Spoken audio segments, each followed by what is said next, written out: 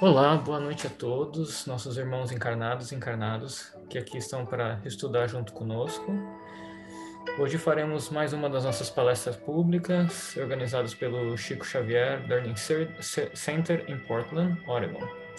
Meu nome é Luiz e hoje sou quem auxiliarei na leitura e compreensão do capítulo 143 do livro Fonte Viva. Acorda e ajuda. Livro este que foi psicografado por Chico Xavier, ditado pelo Espírito Emmanuel. E eu gostaria de começar agradecendo a presença de todo mundo, e para quem também vai nos ouvir depois. E para a agenda de hoje, nós faremos uma prece breve de abertura. Logo em seguida, vamos ler o texto e rever o conteúdo que eu preparei hoje com muito amor e carinho. E na sequência, vamos encerrar com parte virtual. Isso tudo deve acontecer por volta de 30 minutos. Espero que um pouquinho antes. E, sendo assim, eu queria pedir a todos que fechassem os olhos nesse momento, que respirassem, expirassem fundo, calme profundamente, deixando todos os problemas e turbulências de lado, para a gente poder se concentrar na prece e no conteúdo de hoje. E para essa prece inicial, eu preparei uma prece que eu gosto muito, que toca muito comigo. Eu aprendi desde pequenininho. É a prece de Cáritas. E vocês vão ver que essa prece tem bastante a ver com o nosso tema hoje. Deus nosso Pai, que sois todo poder e bondade, dai a força àquele que passa pela provação, dai a luz àquele que procura a verdade. Ponde no coração do homem a compaixão e a caridade. Deus, dai ao viajor a estrela guia, ao aflito a consolação, ao doente o repouso, ao órfão o Pai. Dai ao culpado arrependimento, ao espírito a verdade, à criança o guia e ao órfão o Pai. Senhor, que a vossa bondade se estenda sobre tudo que criastes. Piedade, meu Deus, para aqueles que não vos conhecem e esperança para aqueles que sofrem. Que a vossa bondade permita aos espíritos consoladores derramarem por toda parte a paz, a esperança e a fé.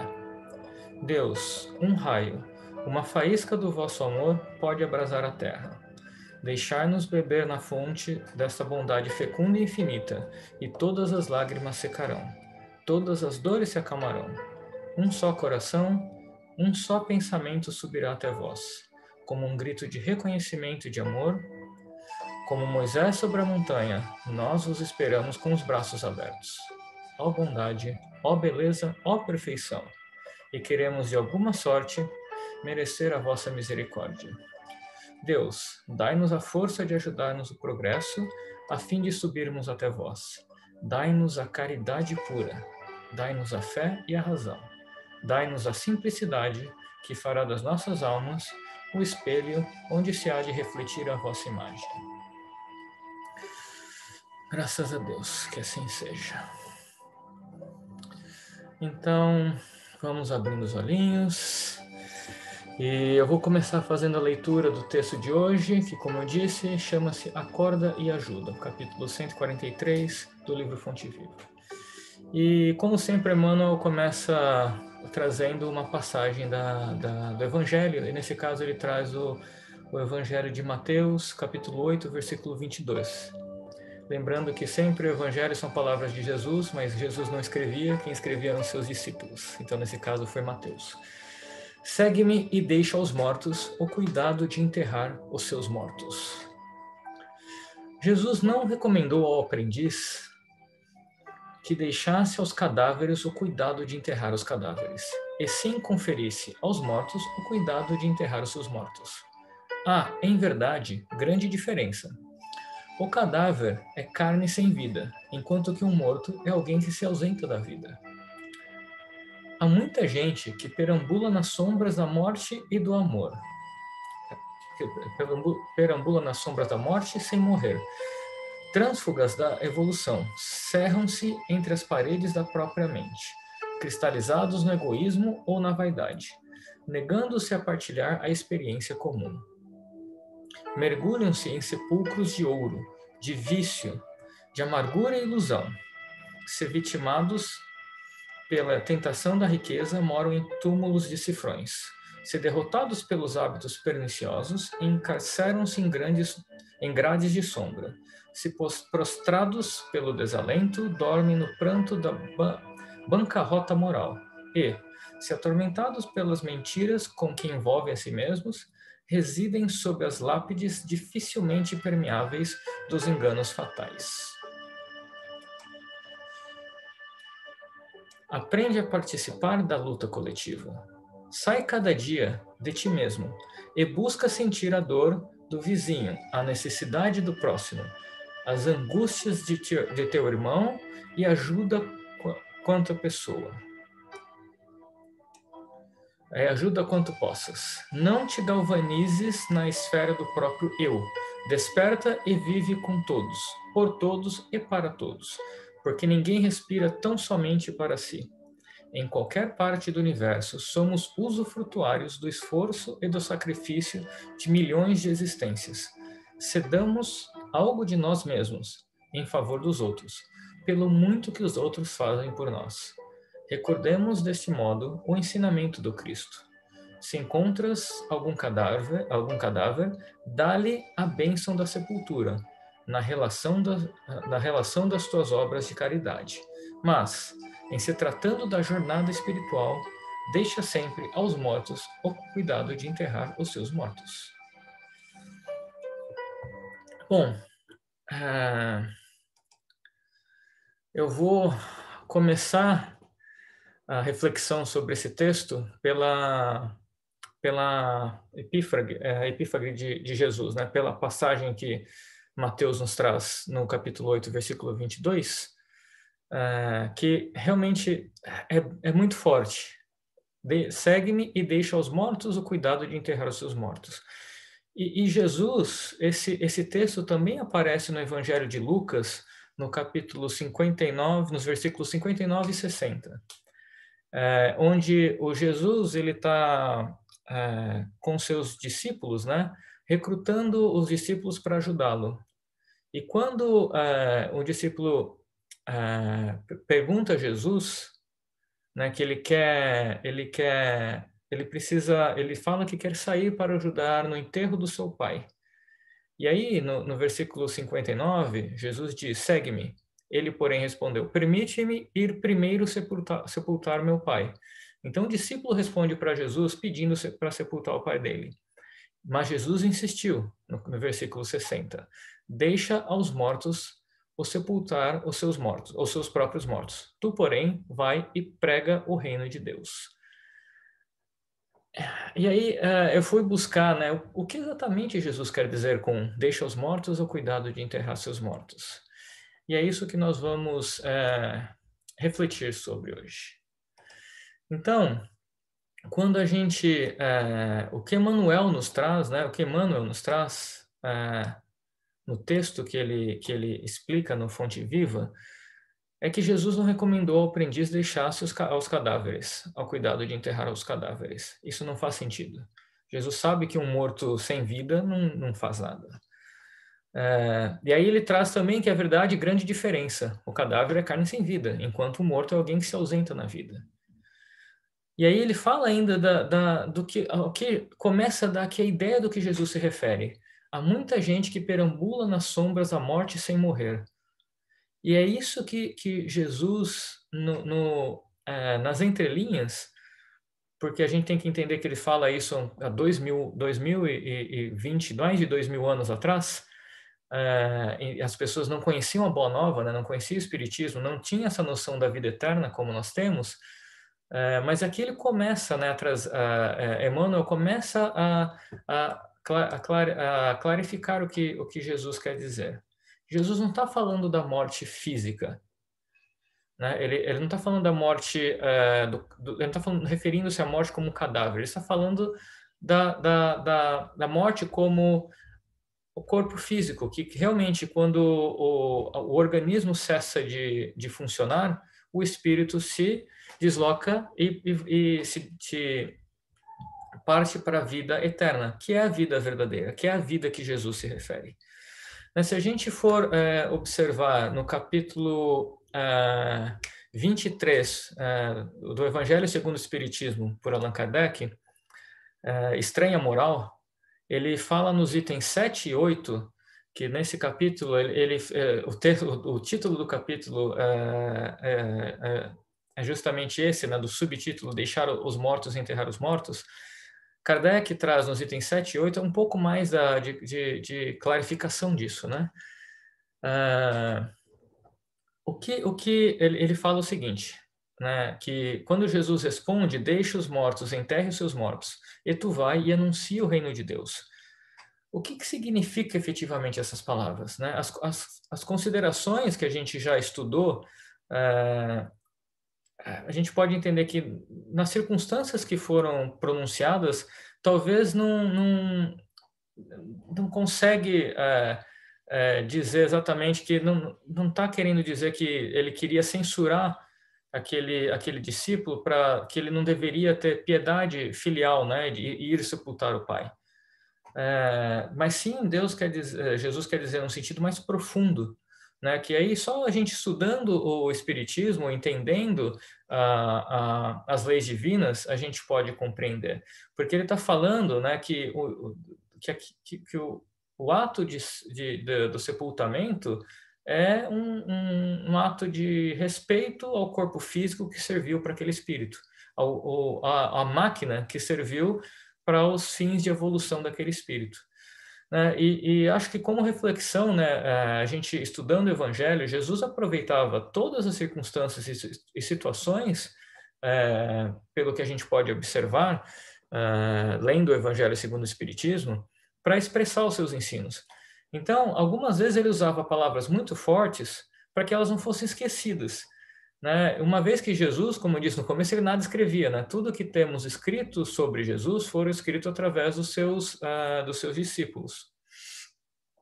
E quando a gente analisa deixa os mortos, que enterre seus mortos, Jesus mais uma vez ressalta a importância da vida espiritual, que antecede e continua a morte. Então, a vida espiritual, ela antes da gente nascer, a gente está vivo em outro plano, no plano eterno. Então a gente vive, então a gente sai do plano espiritual, encarna no plano material, tem uma existência no plano material e a gente depois deixa o plano material e volta para a nossa vida eterna. Então o que Jesus quer, no fundo, dizer, e que Emmanuel nos esclarece aqui, é que nossa vida material, nossa vida terrena é a transitória e não nossa vida espiritual. Então, que nós viemos do plano espiritual e voltaremos ao plano espiritual. E esse tempo que nós temos aqui é um tempo transitório. Então, acho que às vezes a gente, quando analisa com os nossos filtros terrenos, a gente se confunde. E é isso que o Emmanuel quer nos ajudar a compreender. Né? Então, esses são os valores para o espírito eterno, né? Que vem à Terra para se desenvolver, para completar. Visto ainda que nós não estamos no grau de evolução de um espírito puro. Estamos talvez um pouco muito longe, muito mais do que gostaríamos, mas acho que essa é o chamamento, né, que Jesus nos traz e que Emmanuel esclarece. E aí, se a gente pensar bem no ato de enterrar um morto, sabemos que apenas um corpo sem vida é enterrado. A alma, né, o ser espiritual que o habitava, ali não está mais. Então, aquele é um gesto de, como eu já disse, é um corpo sem vida. A gente está prestando uma homenagem àquela máquina maravilhosa que Jesus e todos os seus discípulos, né, e os espíritos de luz ajudaram a construir e que nos permitem usufruí-lo enquanto em terra, para que a gente exerça nossas funções e que a gente consiga se desenvolver, né?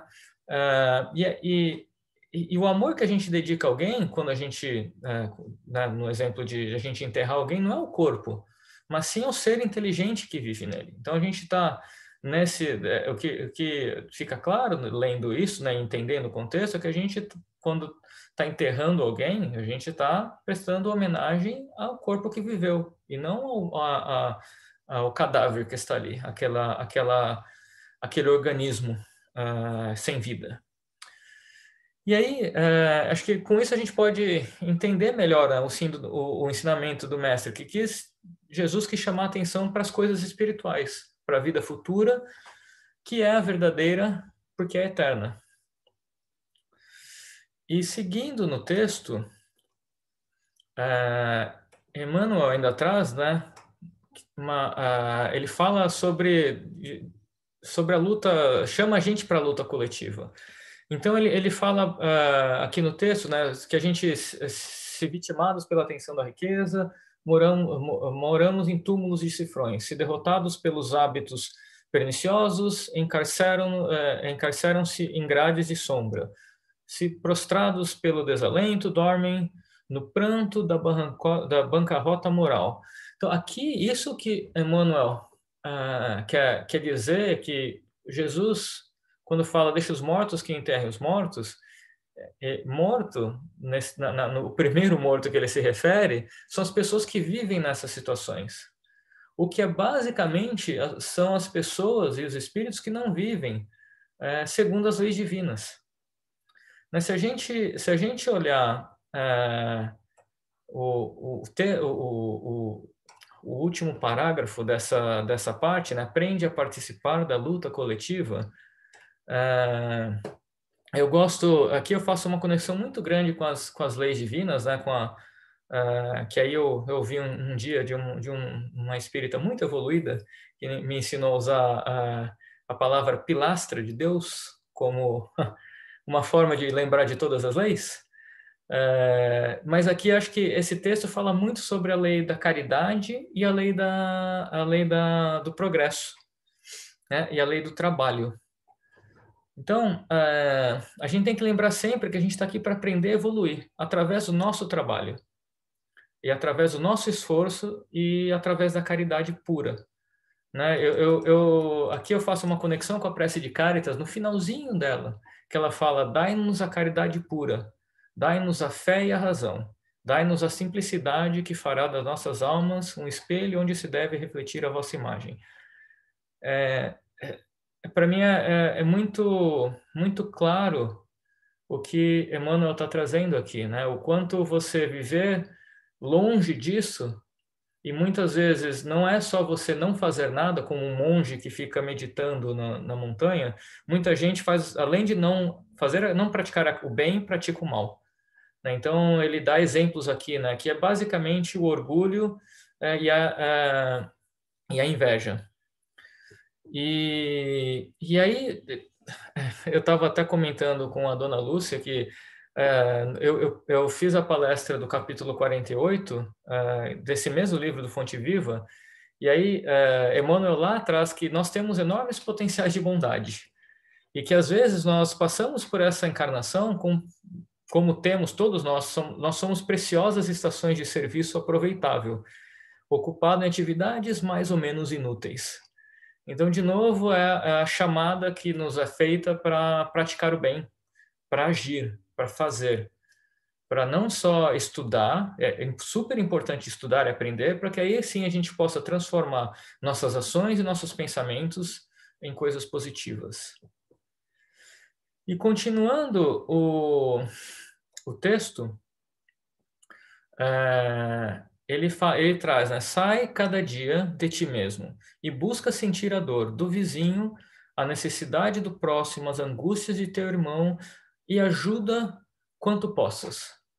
Isso é a caridade pura, né? Não te galvanizes na esfera do próprio eu. Seja humilde, saia do orgulho. Ele, de novo, traz a gente, chama a gente e implora para a gente viver a lei da caridade, a lei do amor. Desperta e vive com todos, por todos e para todos, porque ninguém respira tão somente para si. Em qualquer parte do universo, somos usufrutuários do esforço e do sacrifício de milhões de existências. É muito interessante aqui a gente, né, lembrar da nossa natureza eterna. E lembrar também que somos constantemente auxiliados, orientados por espíritos de luz, por espíritos próximos, por espíritos de entes queridos, Hoje mesmo, nós estamos sem certeza que nós estamos aqui acompanhados por espíritos de luz da nossa corrente, que estão nos auxiliando. Então, ele fala aqui, né, que a gente não existe, a gente está aqui hoje graças, se a gente pensar bem, né, o planeta Terra existe graças ao nosso governador planetário, Jesus. Ele criou o nosso planeta. E ele, e junto com os seus auxiliares, os espíritos de luz, propiciaram que a gente, né, moldar o nosso organismo, o nosso corpo físico, com toda em toda a sua plenitude, em toda a sua magnificência. Ele é, é uma máquina maravilhosa. Isso tudo existe em função da nossa evolução. Então, aqui fala um pouquinho de devolver o que a gente recebe. Tão simples quanto isso, né? Continuando o texto, ele reforça, né, o ensinamento de Cristo.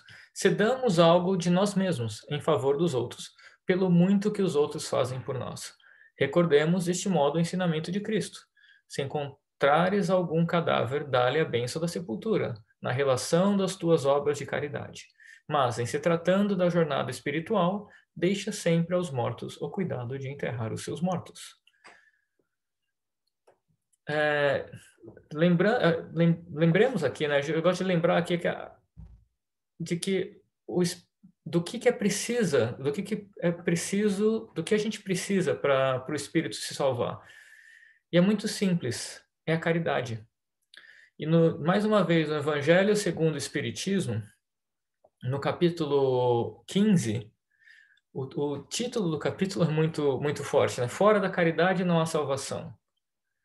E aí, no item 3 desse capítulo, Kardec traz: toda a moral de Jesus se resume na caridade e na humildade. Isto é, nas duas virtudes contrárias ao egoísmo e ao orgulho. Esse texto, para mim, é o resumo disto. Ele fala, de um lado, para você viver na caridade e na humildade, e quando ele cita todas aquelas pessoas que são, entre aspas, os mortos que Jesus se refere, são as pessoas que vivem no egoísmo e no orgulho. Para mim, esse é quase que um resumo desse texto, né? E aí, nesse mesmo item, um pouco mais adiante, ele ainda fala: humildade e caridade, eis o que não cessa de recomendar e o de que dá. Ele próprio, Jesus aqui, né? O exemplo: orgulho e egoísmo, eis o que não se cansa de combater. De novo, Jesus passa a sua existência inteira combatendo o orgulho e o egoísmo. E não se limita a recomendar a caridade. Põe-na claramente em termos explícitos como condição absoluta da felicidade futura. Então, é importante a gente lembrar, né, que o do capítulo 15, o título dele já, fora da caridade não há salvação. Se esquecermos de qualquer coisa que nós aprendemos hoje, lembremos de praticar a caridade. Fora da caridade não há salvação. Porque dentro da lei da caridade, do amor e da justiça, ela é muito simples, é amar o próximo. E para mim, todas as outras leis se encaixam, né? Elas como que magicamente num quebra-cabeça, se formam quando a gente pratica a caridade, que é o pilar-chave, talvez, da lei moral, né? De você praticar, fazer o bem sem julgar, sem querer nada em troca. É a caridade pura que a prece de Caritas fala. E a humildade. Elas juntos são, diria que, a espada e o escudo de Jesus, para nos salvar de todos os males. E aí, por fim, eu queria deixar para nossa reflexão, né, como nós estamos praticando esse ensinamento de Cristo, né, para a gente pensar como que a gente no dia a dia está praticando esse ensinamento. E era isso que eu tinha para compartilhar com vocês hoje, gente. E para encerrar nosso encontro de hoje, eu vou fazer o nosso passe virtual. Então, eu gostaria de pedir agora para todos ir se preparando para receber esse passe virtual, fechando os olhos, nos ajeitando em nossas posições, firmando o pensamento em nosso Mestre Jesus, fechando os olhos, mais uma vez, inspirando, expirando profundamente. E eu começo pedindo que os nossos amigos de luz do plano espiritual nos acompanhem e auxiliem e que ajudem cada um em nossas casas, cada um de vocês estão, onde vocês estiverem, a receber uma luz divina através da canalização dos raios cósmicos até nós. Que nós possamos sentir essa luz passando por todos os nossos centros de força. Essa luz começando pelo nosso centro coronário, em nossa cabeça, passando pelo centro frontal, laríngeo e o cardíaco. Que essa luz continue descendo, passando pelo centro esplênico, gástrico e básico, até finalmente chegar ao genésico. Que esta luz, ao passar pelo nosso corpo, possa reequilibrar os nossos centros de força, ajustando de maneira que cada um de nós precisa, trazendo paz, tranquilidade e paciência, para que nós possamos fortalecer nosso corpo físico e reequilibrar nossos pensamentos. Eu gostaria agora de pedir que todos, de maneira calma, abrindo os nossos olhos, vão abrindo os olhos, sentindo fortificados e reenergizados para continuarmos nossa jornada de aprendizado e trabalho na caridade. Eu quero agradecer mais uma vez ao nosso governador planetário, Jesus, e Deus Pai Todo-Poderoso, por permitir que nossos amigos espirituais nos guiassem mais esta palestra. Agradecendo a todos eles e a todos vocês por estarem aqui presentes hoje e também aos que não puderam comparecer, que recebam as bênçãos de Deus e a energia positiva desse nosso encontro. Muito obrigado e fiquem com Deus. Obrigada, Luiz. Obrigada, Luiz. Boa noite. Obrigada, boa noite. Obrigada.